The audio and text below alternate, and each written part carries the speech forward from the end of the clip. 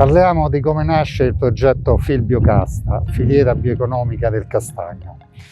Da qualche anno, incentivati dallo sportello forestale della comunità montana dei Castelli Romani e Monti Prenestini, un gruppo di imprese ragionava su come affrontare molteplici problemi della filiera del castagno.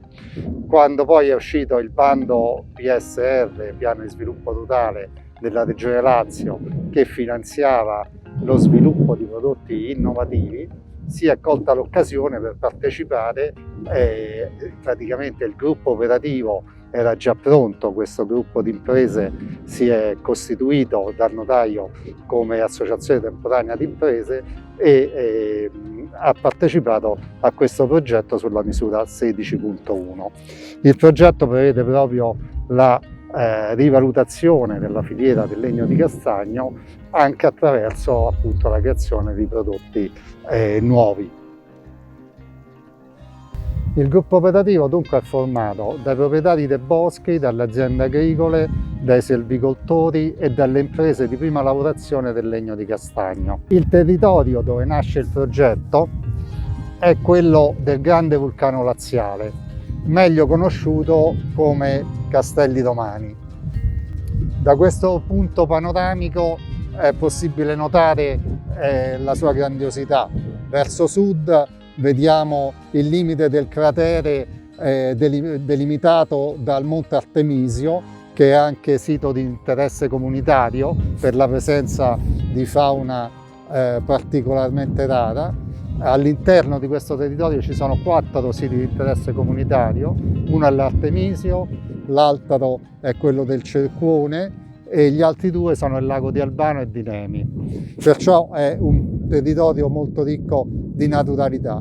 Qui il castagno cresce in maniera particolare perché si avvale della particolare fertilità e degli elementi nutritivi che i terreni vulcanici hanno. Non è un caso se in Italia i migliori accrescimenti dei boschi di castagno sono su suoli vulcanici del Lazio e della Campania.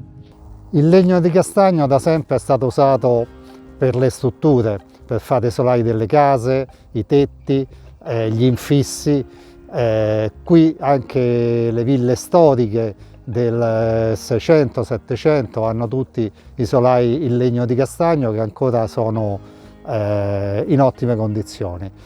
Poi gli assortimenti minori, la paleria veniva usata per fare la struttura dei vigneti, le steccionate, tutte le opere d'esterno oggi viene ancora utilizzata per fare gazebbi, lungo la strada ci sono le cabine dove ti parazzi per prendere l'autobus fatte in legno di castagno, che sono molto carine e caratteristiche. Questo perché il legno di castagno ha delle qualità che non ritroviamo in altri legni. È un legno durevole, abbastanza elastico, di media durezza, pertanto è lavorabile anche per fare mobili. Trovare prodotti innovativi per rilanciare il legno di castagno è stata la sfida di questo progetto e sarà il risultato di questo progetto, ma già rivalutare l'uso del legno di castagno, dopo che alcuni suoi surrogati hanno dimostrato di non essere migliori, è già l'innovazione. In questa zona così vicina a Roma i boschi non hanno solo una funzione produttiva economica, hanno anche una funzione ricreativa, di polmone verde vicino alla grande città, pertanto hanno quel ruolo cosiddetto multifunzionale. Questi boschi infatti il sabato e la domenica sono pieni di cicloamatori, podisti, escursionisti, perché tra l'altro al loro interno troviamo siti archeologici come questo di Tuscolo dove ci troviamo, che è un sito archeologico ristrutturato dalla comunità montana e che è intorno ai boschi sempre di proprietà della comunità montana. Pertanto i boschi entrano a far parte di quel sistema di attività che creano l'indotto turistico della zona, insieme all'archeologia, alle ville storiche, il buon mangiare, il verde, i boschi, la naturalità, i siti di interesse comunitario, la fauna e la flora particolare fanno da contorno a tutto quello che è l'indotto turistico dei Castelli Romani. Spesso c'è una contrapposizione tra chi usa il bosco per uso turistico e chi coltiva il bosco per uno scopo economico, ma le due cose vanno assolutamente d'accordo se sono fatte bene e nel rispetto di quello che sono i cicli biologici del bosco e della natura. Infatti, se il selvicoltore non curasse il bosco si andrebbe incontro a molti più incendi. Le strade che servono proprio per arrivare nei punti di incendio o per frequentare i boschi sono le stesse strade che poi percorrono i turisti. Pertanto, quando vediamo come qui davanti un bosco ceduato, non significa che il bosco è stato danneggiato, perché dalle ceppaie del castagno nell'arco di una stagione ricrescono moltissime piante che in un anno raggiungono già dimensioni anche di 2 metri e creano una folta vegetazione che non crea né dissesto idrogeologico né impatto sulla fauna locale.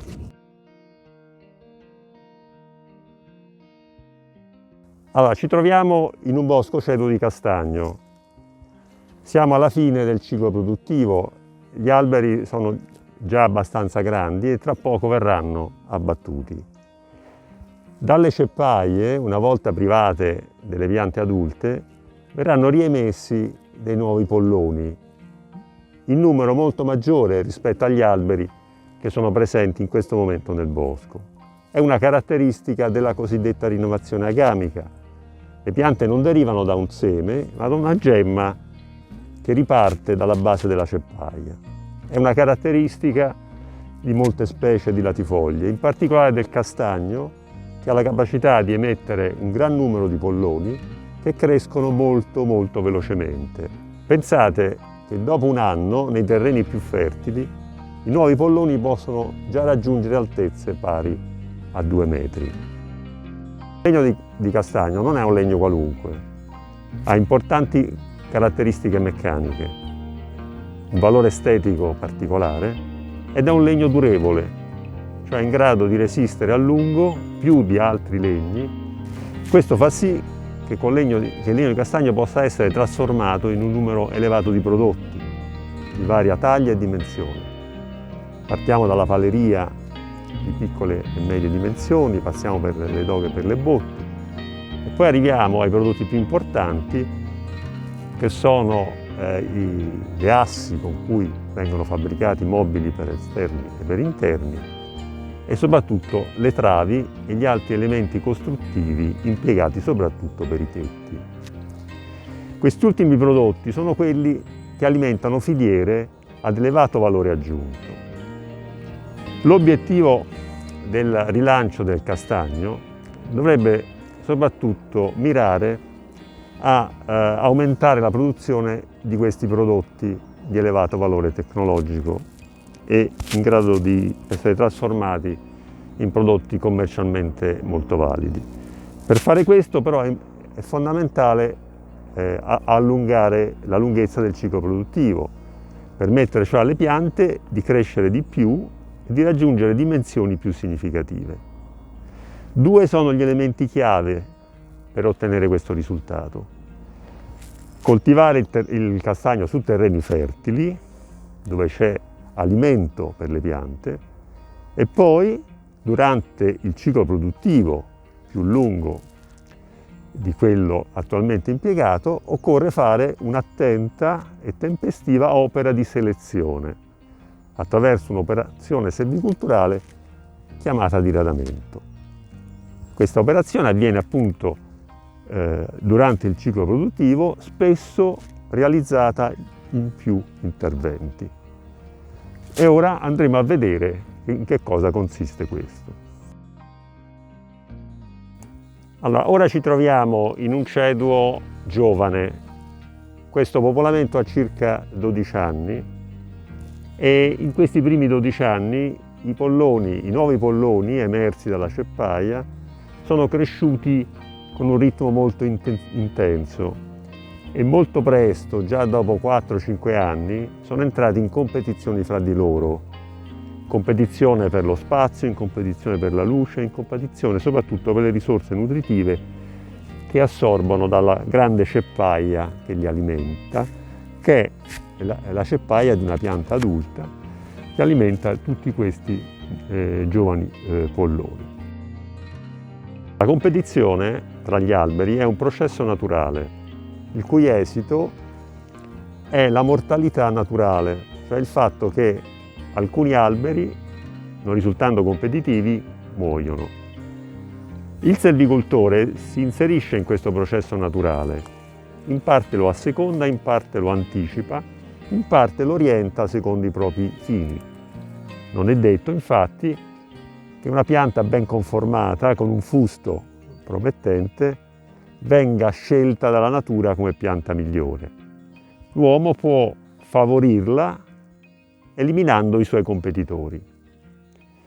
In questa ceppaia già si vede l'esito della selezione effettuata dal selvicoltore, il cui obiettivo è quello appunto di ridurre il numero dei polloni che crescono sulla stessa ceppaia, in modo da concentrare le risorse su un numero ridotto che possano continuare a crescere con un ritmo più intenso. Questo è un fatto determinante ai fini della qualità del legno. Diversi studi hanno infatti dimostrato che mantenendo abbastanza costante il ritmo di crescita delle piante, e questo lo vediamo soprattutto tramite lo spessore degli anelli legnosi che ogni anno la pianta forma, ecco, mantenendolo sufficientemente costante, si riducono all'interno del fusto quelle tensioni che possono determinare il fenomeno della cipollatura. La cipollatura è un termine tecnico che indica un difetto molto grave che può determinarsi nei fusti anche di grandi dimensioni, compromettendone le qualità meccaniche. Per cui un fusto, anche se di grandi dimensioni, non può essere usato come elemento strutturale, per esempio a supporto di un tetto, perché presenta al suo interno questa discontinuità tra gli anelli legnosi che appunto ne riduce la resistenza meccanica. Al termine dell'opera di selezione, sulla ceppaia quindi rimarrà un numero ridotto di polloni e questa operazione, a seconda della lunghezza del ciclo produttivo, viene ripetuta più volte, in modo gradualmente di arrivare al termine del ciclo con i soggetti migliori, che sono passati appunto attraverso il vaglio del selvicoltore. Ecco, adesso andremo a vedere una ceppaia. Ora siamo in un ceduo di circa 16-17 anni, che circa 2 anni fa è stato sottoposto al diradamento. Quindi sulla ceppaia, come questa, come in questo caso, sono rimasti solo pochi polloni, precisamente 4, probabilmente degli 8-10 che c'erano prima dell'intervento. Voglio farvi notare che nello spazio liberato sono presenti questi nuovi piccoli getti che testimoniano la vitalità delle ceppaie di castagno che, stimolate dal taglio e ovviamente dalla luce che li raggiunge, emettono prontamente nuovi getti, come se si trattasse di un nuovo ciclo. Ovviamente questi nuovi potenziali alberi non possono competere con quelli adulti e quindi sono destinati a rimanere lì dove sono, senza aver nessun significato produttivo, ma ripeto, testimoniano di questa elevata, infinita capacità delle ceppaie di castagno di emettere nuovi polloni. Guardiamo ora i polloni rimasti, sono in questo caso dicevo solo 4, sono stati reputati migliori perché di maggiore diametro, di maggiore altezza, ormai raggiungono e superano i 12-13 metri di altezza, e migliori anche come portamento e come forma della chioma, tutti elementi che poi faranno la qualità degli assortimenti che potranno essere ricavati da questi alberi alla fine del turno, in questo caso a circa 22-25 anni. Qualora noi volessimo ottenere valori di diametro maggiori, dovremmo allungare appunto il periodo di permanenza delle piante sulle ceppaie. Sono stati sperimentati anche cicli produttivi fino a 35, addirittura 50 anni. In questo caso però sarebbe opportuno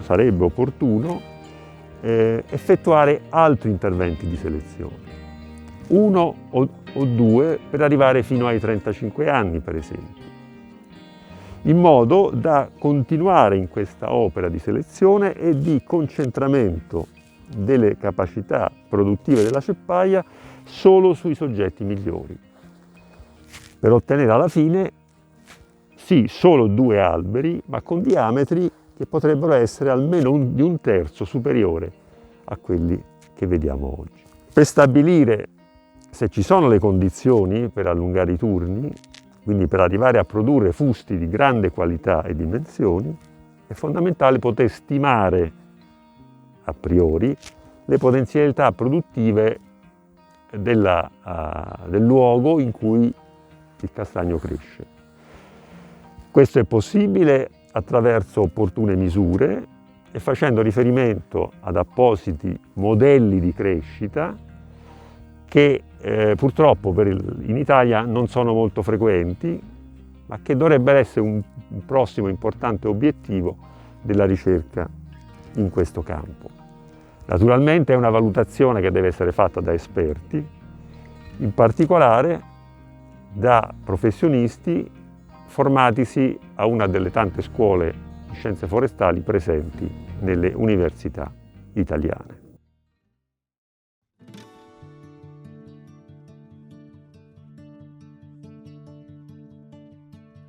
Salve a tutti, sono Guglielmo Lanna, titolare dell'Artena Legnami. Siamo qui a spiegarvi il nostro processo produttivo che parte per lo più da questa macchina.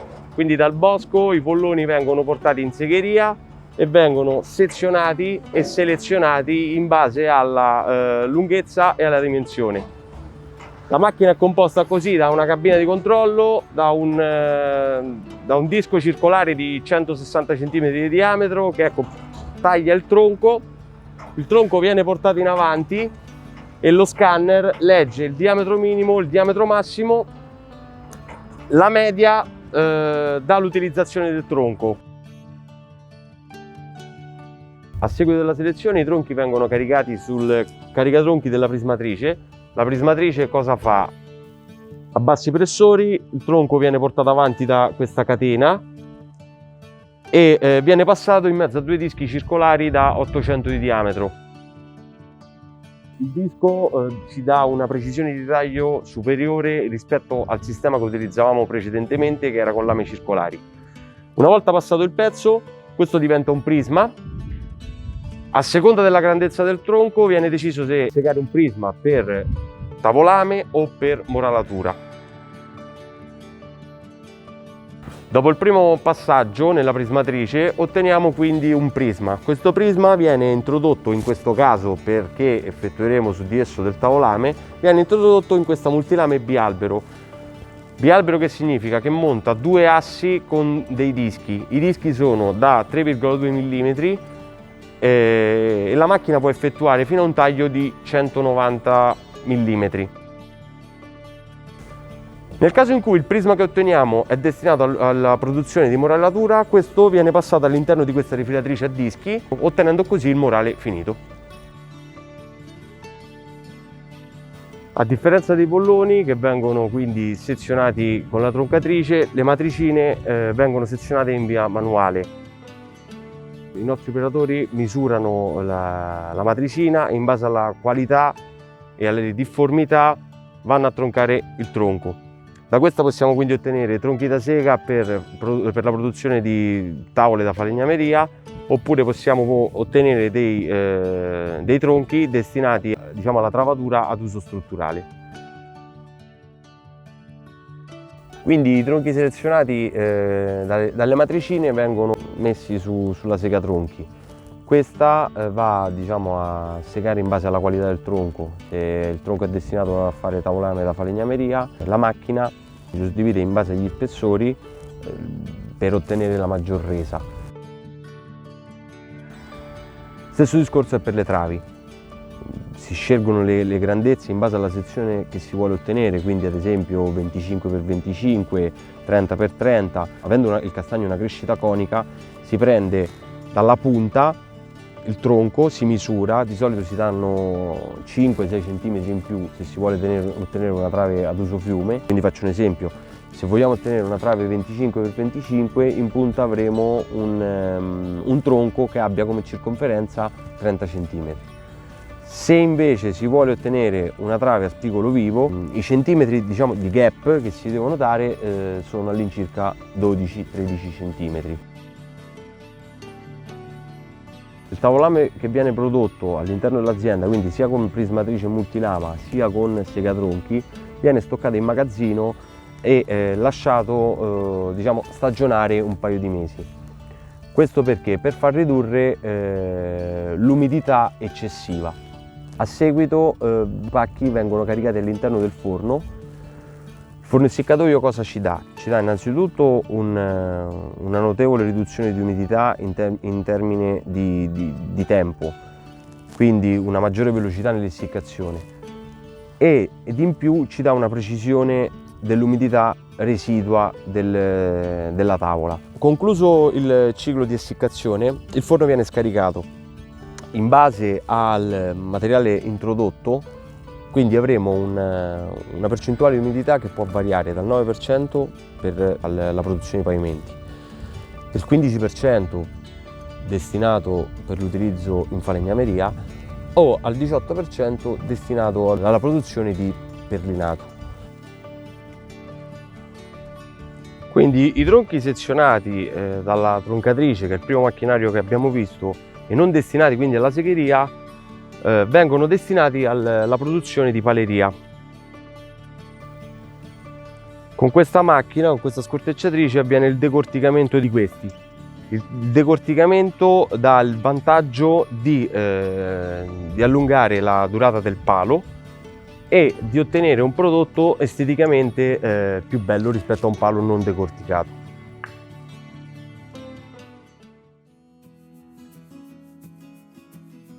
Siamo nell'impianto di segagione di Arterna Legnami, che è il capofila del gruppo operativo.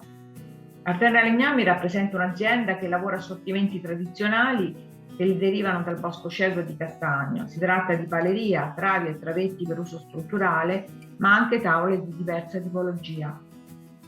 Vorrei dire due parole sul bosco cedro, al quale si vuole restituire un'identità culturale oltre che una funzionalità ecologica.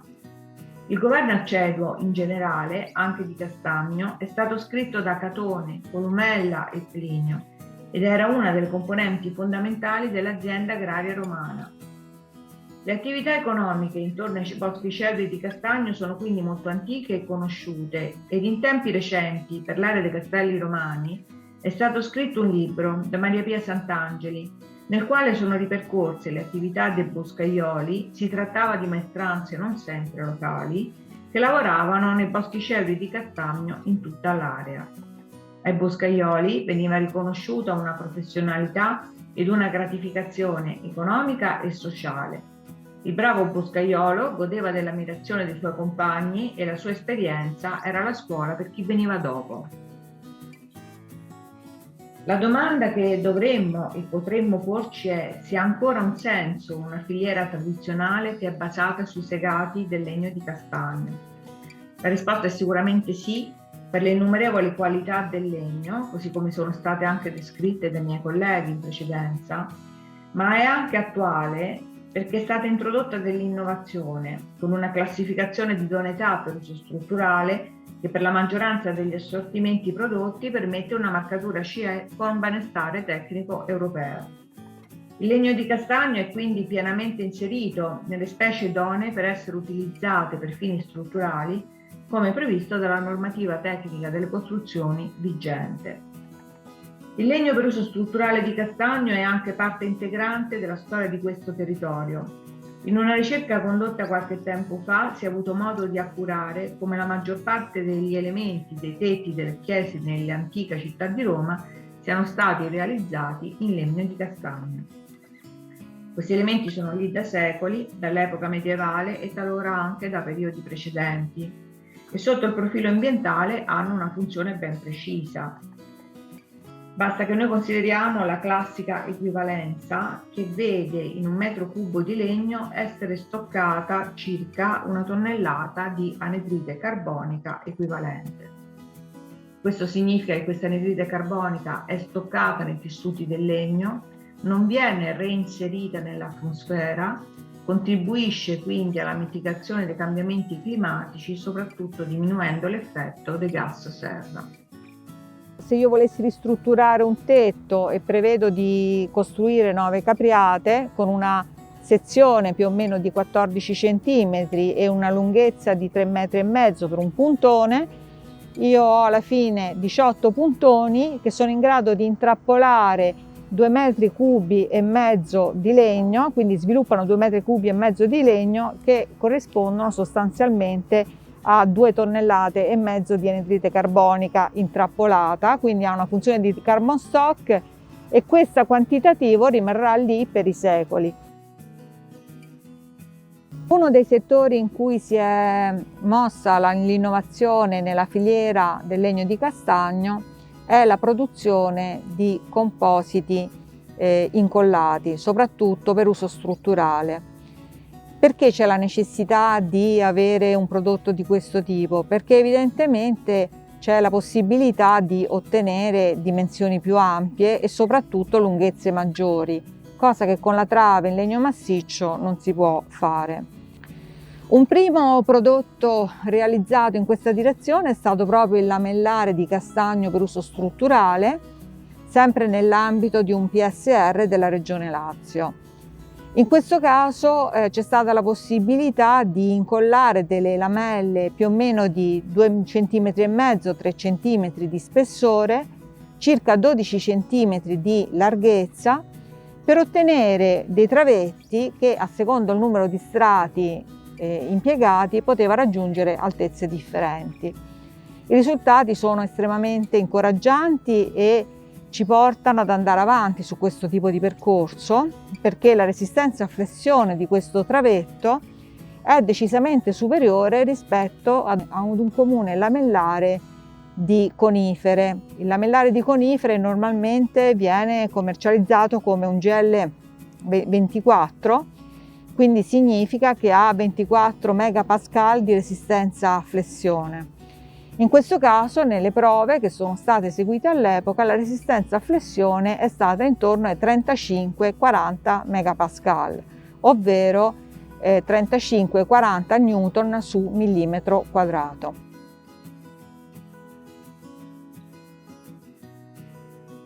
Il gruppo operativo intende andare avanti in questa direzione e uno degli obiettivi principali è infatti quello di costruire dei prodotti compositi e quindi dei prodotti incollati. Tra le diverse opportunità e possibilità si è scelto di realizzare dei cross-lam, altrimenti detti X-lam.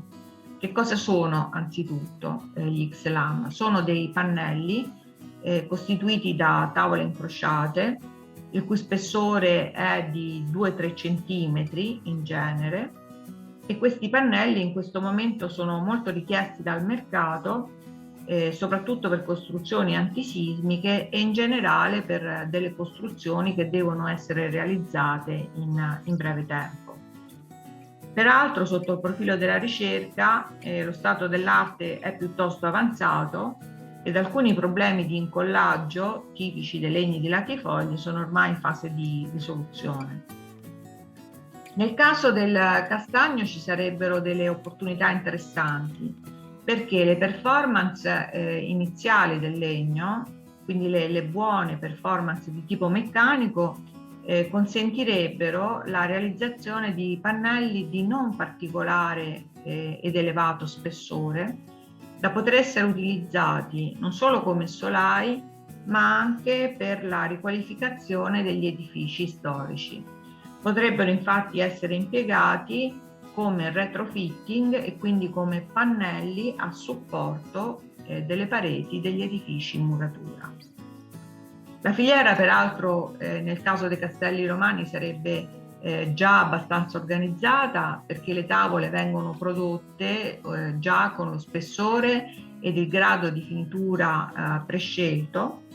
Peraltro il fatto che il capofila sia dotato di un impianto di essiccazione di nuova generazione consentirebbe di costruire questa filiera nella maniera adeguata.